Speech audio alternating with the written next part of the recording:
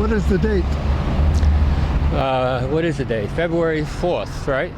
2016? And to identify my official legal name, Joseph W. Friendly. Apologies for my throat isn't working right. And you are? I'm Roger Dennis, and my throat is okay. Now, you have a website. It's a sort of website, sort of blog.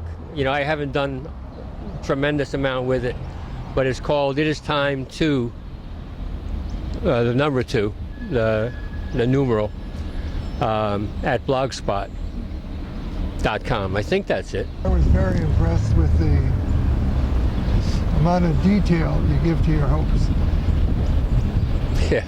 And I think that's what draws people into teaching, among the better reasons, is this urge to do some good with your communication so that you make things happen. I think you're right that that's what draws people in, but it doesn't take long for the reality to hit that the opportunity to do that is not as good as what you hoped it was and maybe thought it was. Going into it, yeah. I naively thought that there would be a place for truth in the school system, and it would be respected, valued, that kids would be able to search for truth. And when I say truth, I'm not talking about a dogma. You know, like every person. What I'm talking about is just exposing students to wide perspectives on all these different issues. You know, let them hear, for example, if you're talking about the Vietnam War, let them hear all the sides. Let them hear the people who are against it and why they are. Let them hear the government side, which they already get to hear because that's how the system is set up.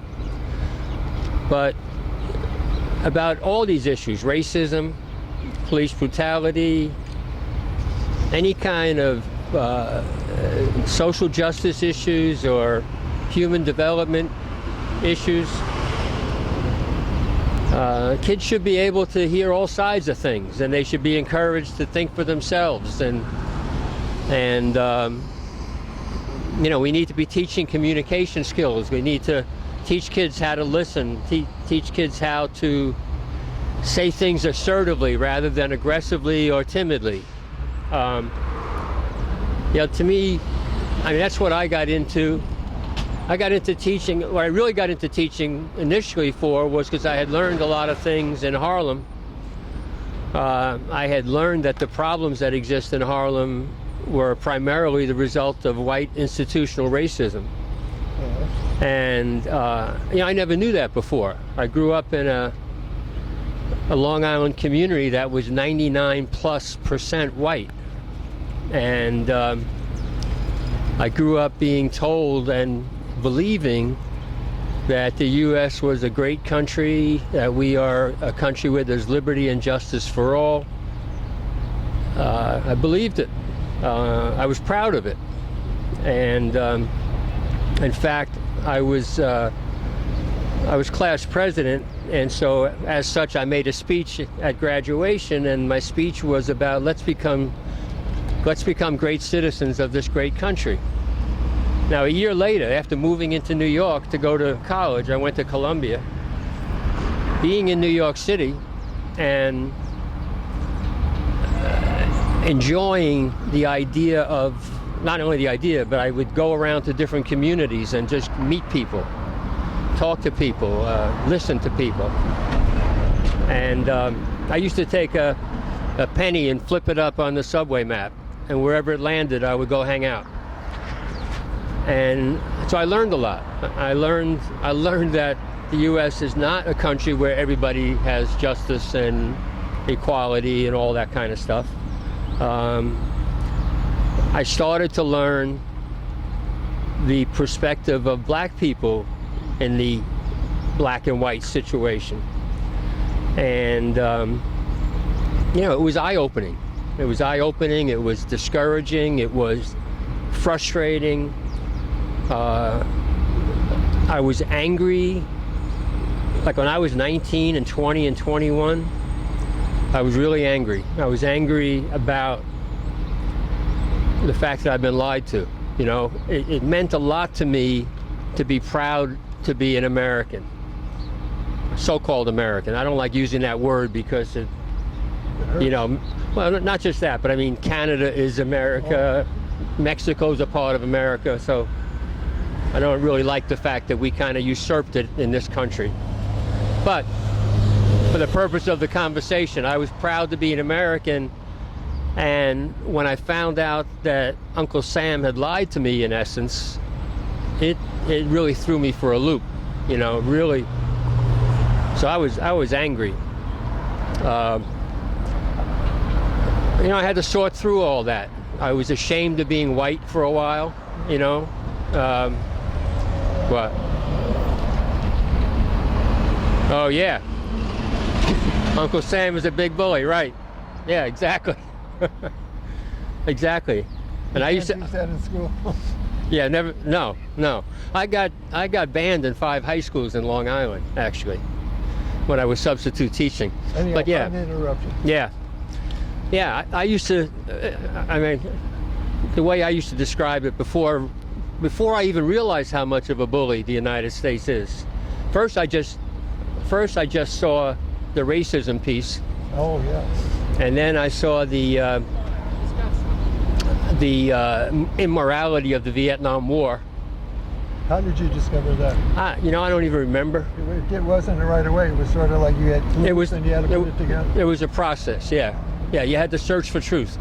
Well, that was the thing that I learned finally. When I got here as a freshman in school, very naive, but open-minded but naive. And the more things that I started to find out that were wrong, that were different than what I'd been taught,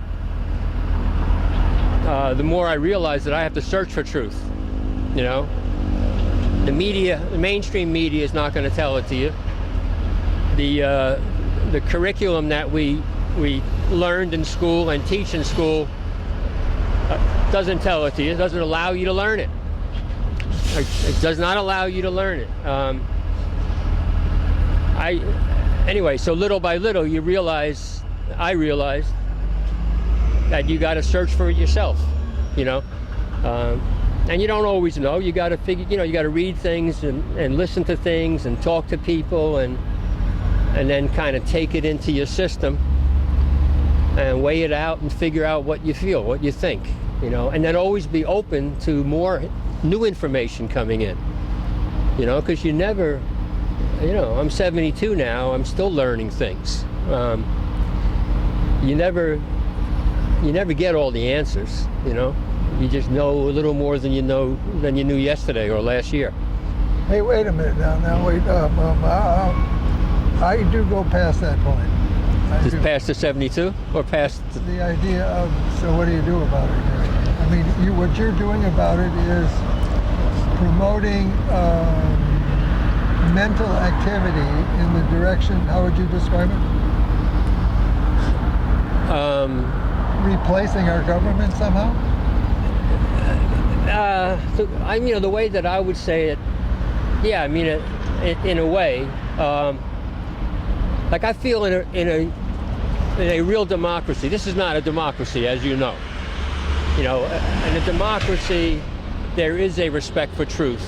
There is a respect for everybody's opinion. And I didn't hear that last one. Everybody's vision? What did you say? Everybody's opinion. Opinion. Should be respected. Now wait, how do you respect opinion? Well, Should you allow the public opportunity to hear it? Yes, I mean that's... So everybody should have an opportunity to be heard. Yeah. And kids in particular, because they are at an impressionable age, and not only that, there's another thing of why it's particularly important that kids in school and get to hear all of what's going on in the world, good and bad. and I would say this, I'm kind of jumping around a little bit here, but probably in grade school, focus more on the good. Focus on, help kids to just feel good about themselves, learn about different cultures, learn respectfully about different cultures. Kind of learn happy things. Get a foundation of feeling good about yourself and good about other people, and good about people who are from different backgrounds, different religions, different ethnicities, different age groups, different sexual persuasions, different political persuasions. So in elementary schools, that's the kind of thing that I'd like to see mostly. Then as you start to get into secondary level schools, junior high school, middle school, start to transition. And then when you get to high school, let kids start to learn more about the stuff in the world that isn't so healthy, that they're going to have to figure out how to deal with. So we can prepare them so that when they leave the school, they will have an idea of how to deal with things the way they are. And at the same time, we should be teaching kids to not only to know how to deal in a healthy way with the reality that exists right now, but how to make the world a better place. How do we work on fixing the things that we see need fixing? And different people, different kids will see different things that they think need fixing. And that's as it should be. It should not be that teachers or school administrators or school curriculum, it should not be saying that, okay kids, okay young people, this is the truth, this is what you gotta, this is what's wrong, this is what's right. It shouldn't be that way, in my opinion. It's got to be where we expose kids to all different kinds of viewpoints and allow them to figure out for themselves what they think is most important, what they want to work on if they want to work on different things. School should be a place where every kid, and literally every kid, regardless of what their academic strengths are, because everybody's got different kinds of intelligence. I worked special ed for a lot of years. Basically, I taught for over 30 years, and it was all special ed or social studies, but a lot of special ed, a lot of working with at-risk kids, and it is amazing how much some of the young people who society doesn't expect would have something really good to say, how much they do have to say. I've done a lot of bringing kids together from different backgrounds, and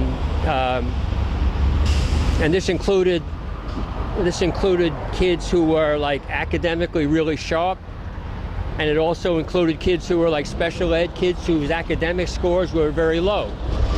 But those young people sat together and exchanged ideas, and they both learned from each other, and they both saw, I'm generalizing here, but 90% of the time this is how it worked. I think probably 100%, to tell you the truth. Both groups saw that the kids with the lower academic skills were just as sharp as the kids with the academic skills, but just in a somewhat different way.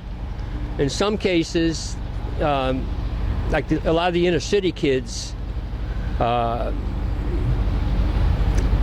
they've got a certain creativity. How about we take your glasses off, okay? Yeah? I'll take it. Okay. All right, I'll get them. The inner city kids, I'm generalizing here, but there's often a lot of creativity. There's a lot of awareness that kids have from like life experience that often the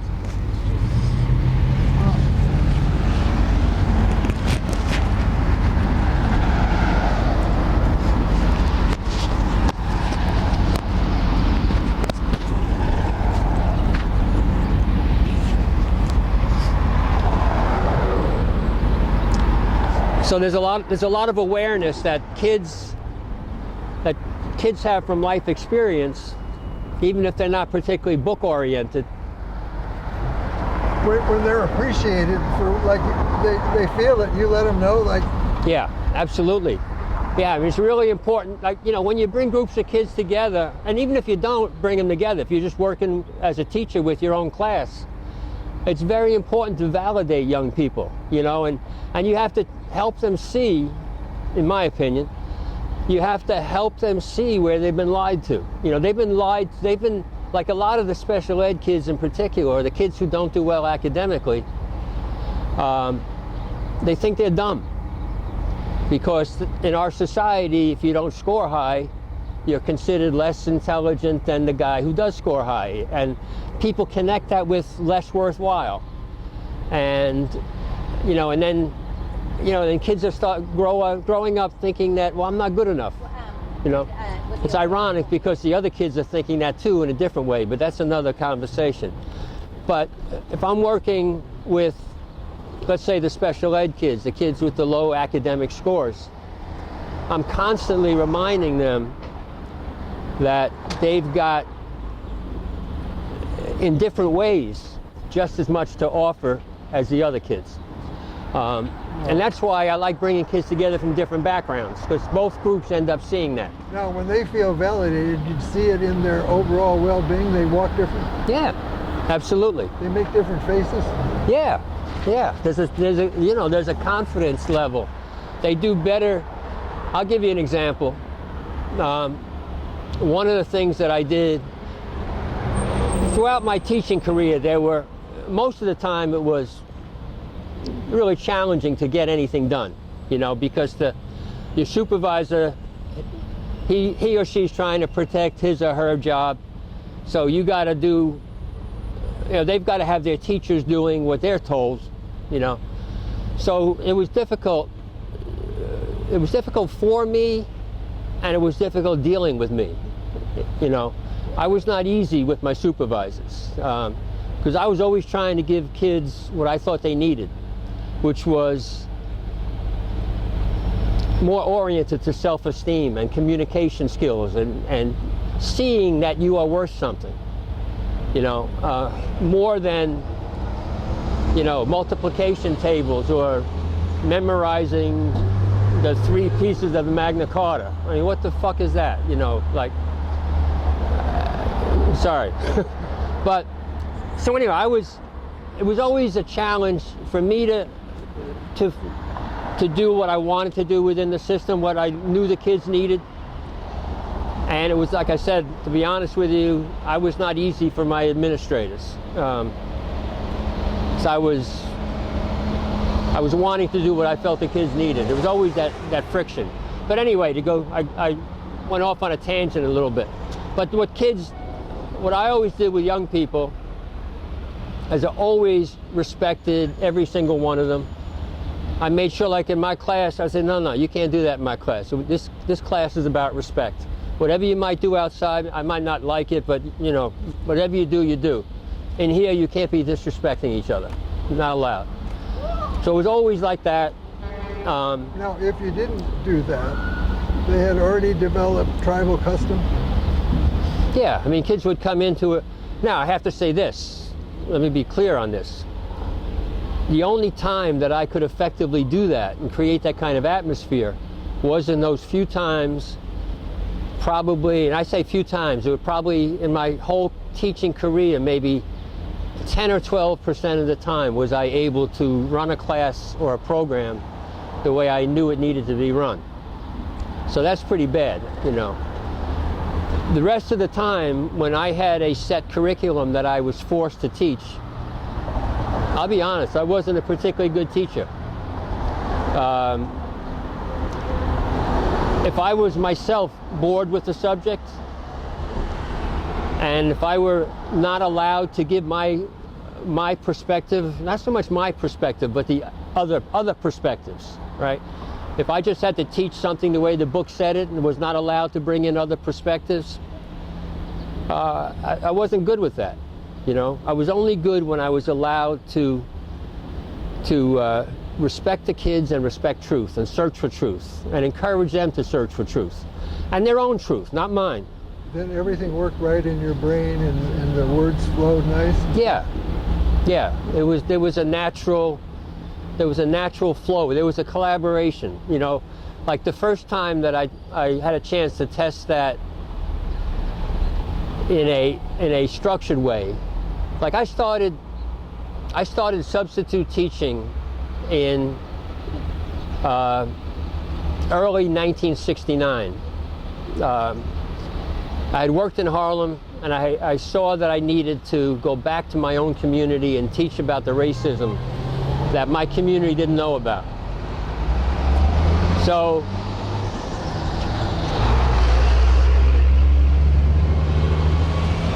I left Harlem and I went home to Long Island, and that's when I first started to bring together white kids and black and Latino kids. It was mostly black kids at that time.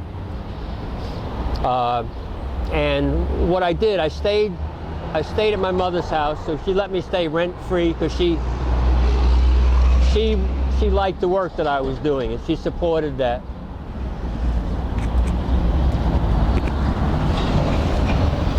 And so I stayed at my mother's house where I grew up, and in order to make a little bit of money, I substitute taught. Oh. And also, not just to make money, but naively I thought that I would be able to expose students to some of the things that I learned. And it was at the same time that I'm substitute teaching, I also started bringing kids together who were from different backgrounds. So, for example, my high school, as I said, was 99+% white. We had one black kid out of 1,100 kids. No Asians, no Latinos. You know, one black kid and everybody else was white. And that's how it was back then. Still is to a large degree, but it's changed a tiny bit. Like my high school now, the high school I went to probably has 10, 12, 13, 14% kids of color. But anyway, back then, so I would bring kids from my high school together with kids from, say, Hempstead High School, where most of them were black kids. And Roosevelt High School, where almost all of them were black kids. And we would just talk. I just created an atmosphere with help from my friends. You know, like I had a friend who taught at Hempstead, so we used some of the kids that he knew. If I didn't know a teacher in a school, what I would do is I would go hang out at the end of school, you know, like at 3 o'clock when the kids leave. And when the kids left, I would stop a couple of them and say, "Who's your favorite teacher?"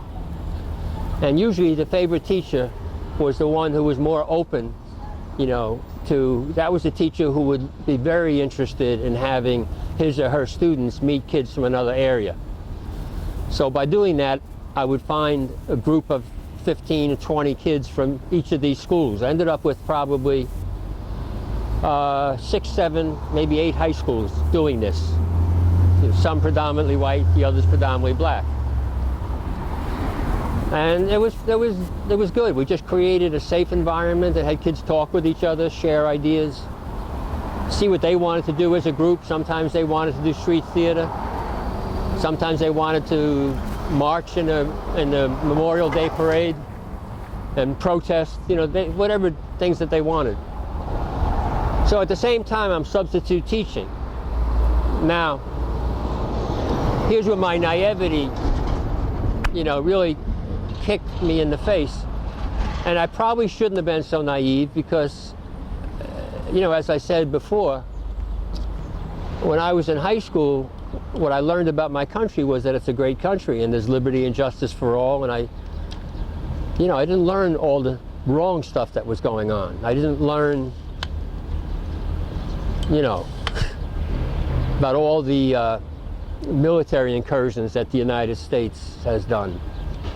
Well, many of them have actually been since I graduated high school anyway. Most of them have been. But my point is, I should have been aware that it was going to be more difficult than I thought to expose kids to truth. So what I did, one of my first sub-teaching jobs was in my own high school district, where there were 3 high schools. It wasn't in my own high school. It was one of the other high schools. But all 3 of the schools had the same 99+% white kids, the same culture, same white culture. So I substitute taught my first day. The teacher did not leave lesson plans. You know, when you sub, a teacher will sometimes leave lesson plans and then you follow the lesson plan. Sometimes there's no lesson plan and then you're expected to create your own lesson. So there was no lesson plan, which I liked because I wanted to create my own lesson. And so what I did, the 2 things that I knew, the 2 things that I had learned the most about in those since I left high school, which was 61. So between 61 and early 69, the 2 things that I had learned the most about were all the racism things going on and the war stuff. You know, I was a big anti-war person, still am. But you never heard that in school. You never heard the other side of it. You never heard the black side of the white-black situation, and you never heard the anti-war side of a war situation. So when I was subbing with these kids, I said to them, I know this district. I graduated from high school in this district, and I know there's certain things that you haven't learned. So I want to share with you some of the things that I've learned in the last few years.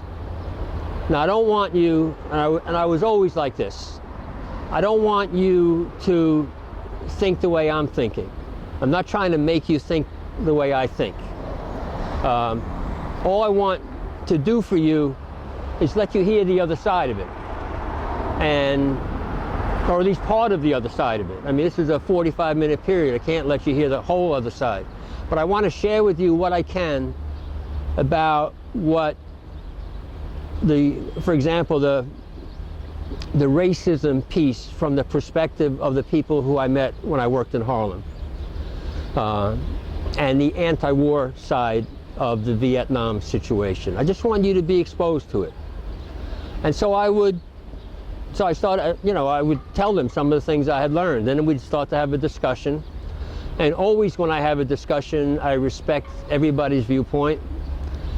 And I don't, when there is a discussion, I don't talk a lot myself.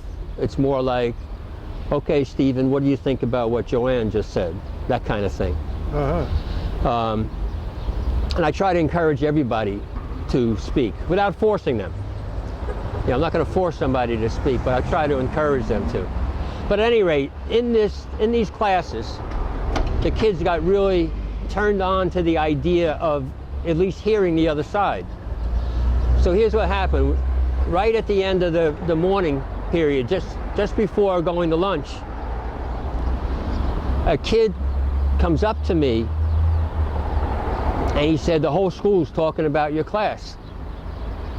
And then he said, the kids are loving it, but watch out, because some parent is going to call up and you're going to get yourself in trouble. And sure enough, that was the first and last day I substitute taught at that high school, or in that whole high school district. My own high school, which was in the same district, where I had been class president, student council president, a whole bunch of other things, where I'd been a really standout student. My own high school banned me, along with those other 2 high schools, just for exposing kids to the other side of those racism and war issues. So that was the first, like, whoa, this is not going to be as easy as I thought. You know, because I went home wanting to teach white people about racism.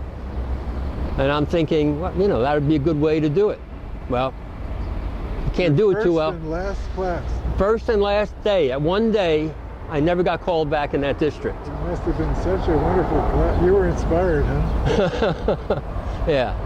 Can you imagine scripting it, or have you played with those?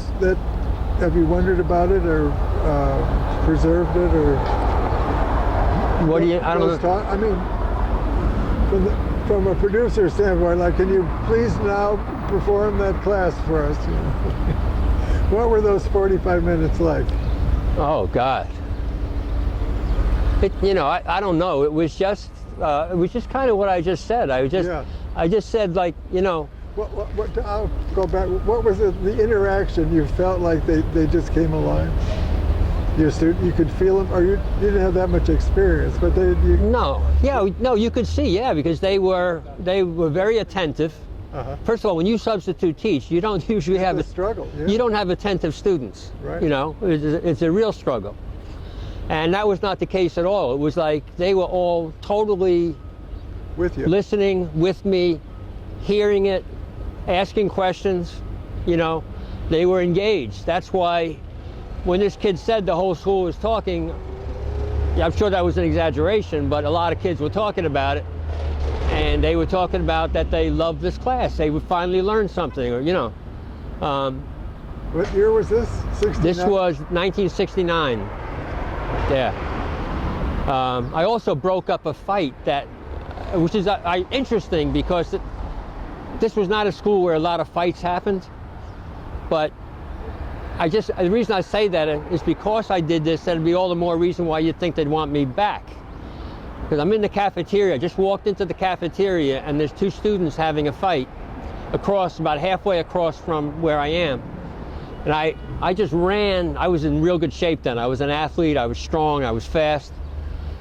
And it was the beginning of the period, so nobody was sitting at the tables yet. They were all online to get the lunch, right? And these two kids are fighting, so I sprinted quickly. I ran across tables. Oh, wow. I got to them so fast. Oh, good. It was like, I didn't hurdle them, but I'd step on the bench and I'd step on the table. Oh, wow. Got over the next table, got to them and broke up the fight, like that. Physically? Yeah, but in a good way, just stood between them and said, stop it, like that kind of thing. Uh-huh. Yeah. So if anything, that's the kind of guy you want to have.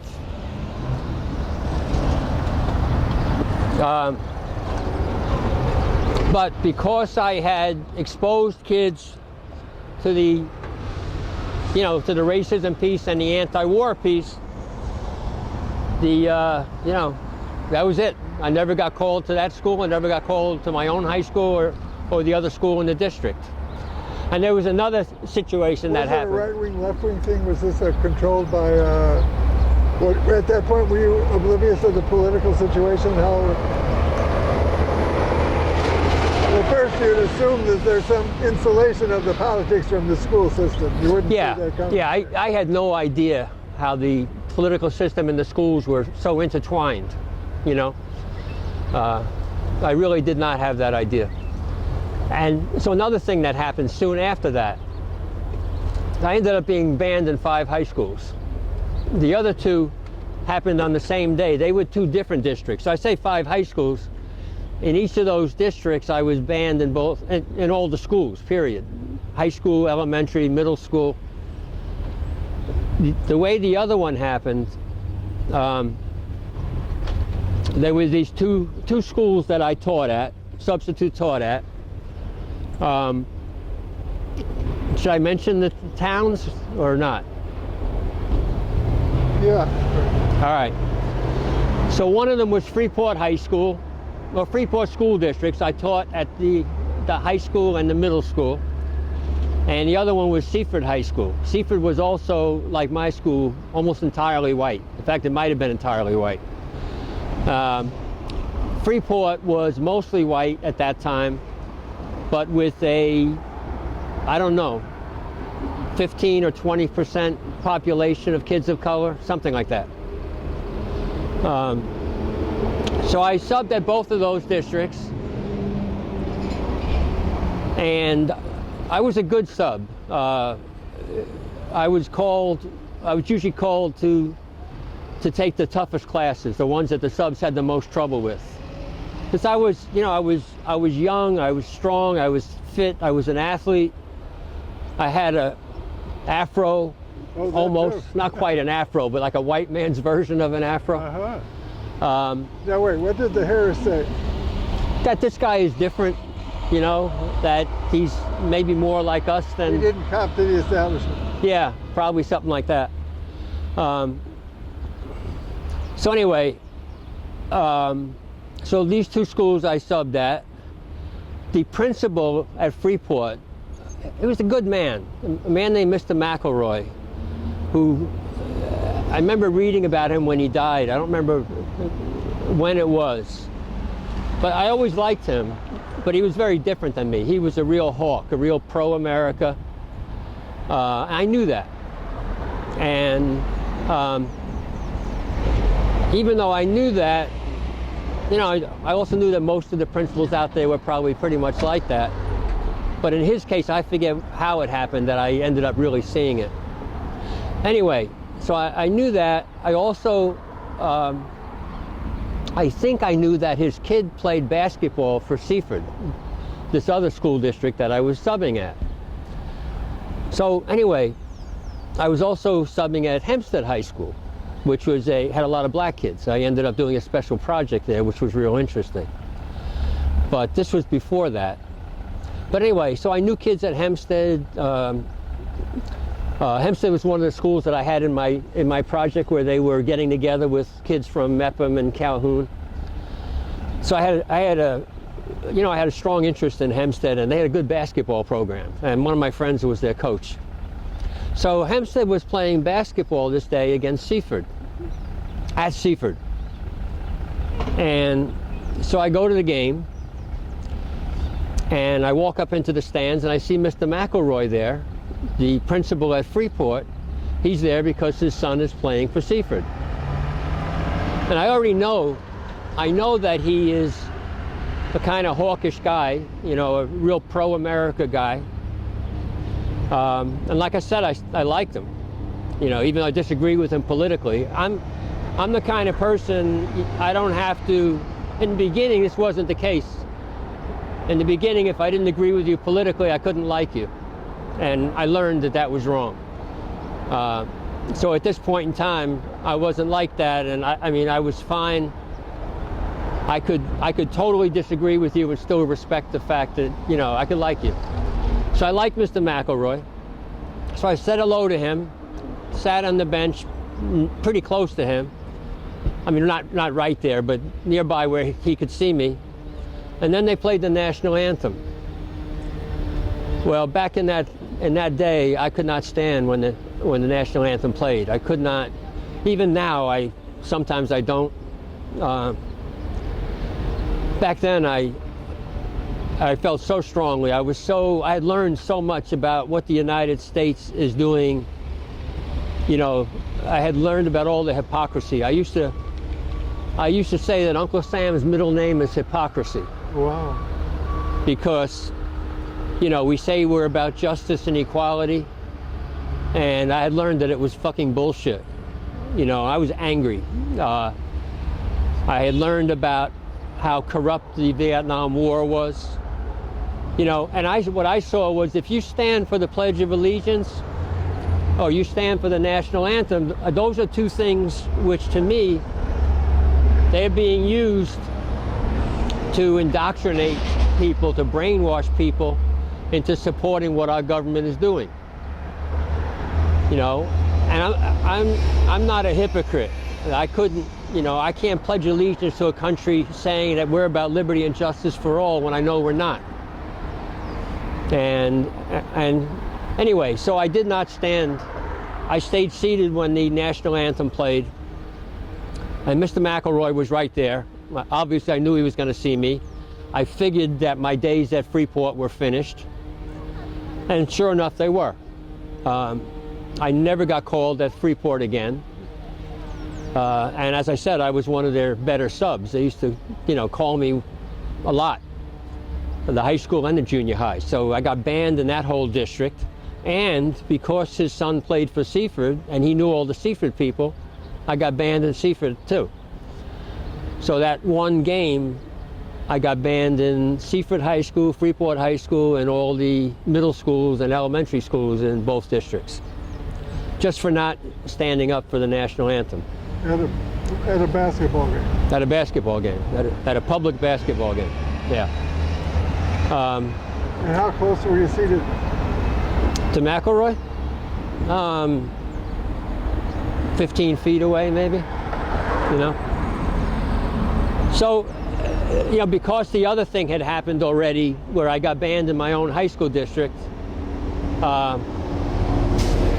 mean, to be honest with you, as soon as the national anthem went on and I didn't stand for it, and I already knew that Mr. McElroy was there, I right away knew that my days at Freeport were finished. But, you know, at that point in time, you know, now that I'm older, there are times when I'll stand because I can justify it in different ways. And there's times when I don't stand. But back then I never, you know, I just couldn't do it. I could not stand and feel like a hypocrite. So I had, you know, this was a further lesson for me to see the way politics and our school system is connected. You know, what I want to add, Roger, is that what you're bringing to mind is that if you choose the practice of teaching, Yeah. then the way teaching works is there is a self inside you that has been educated, and then you squirt some of the education out of that self. But that self has to maintain a certain quality of existence to function properly. And that means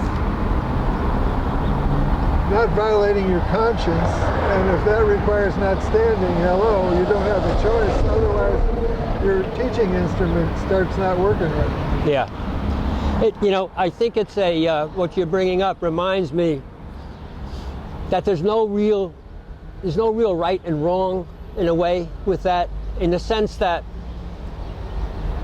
it would have been, I might have made the decision, I might have said to myself, you know, wait a minute, maybe this time I should stand, because I am having a positive effect in Freeport, and I am having a positive effect in Seaford, and I know if I stand with Mr. McElroy being right there, then I'm probably going to end up getting banned. You know, I might have, there's always a struggle when your conscience is involved, when you, just as you said, you know, I was a product of the same education system that these kids that I'm teaching back then, that they're a product of. And so it took me a while. I had to fight to overcome a lot of the things that I had been programmed to believe. And just as you say, you have this thing where your conscience is a part. When you're a teacher, you can't just ignore the part that is you. You can't just be a robot. You know, there's certain things that, you know, that go against your grain. You know, to me, you know, there were people who, you know, I know you feel the same way with this, at least. There were people who died because of the fact that when we went to school, we didn't learn certain things that were going on. You know, and even the Vietnam War. I had friends who went to that. I had friends who died in the Vietnam War. Maybe they wouldn't have gone if they'd been exposed to some of these things.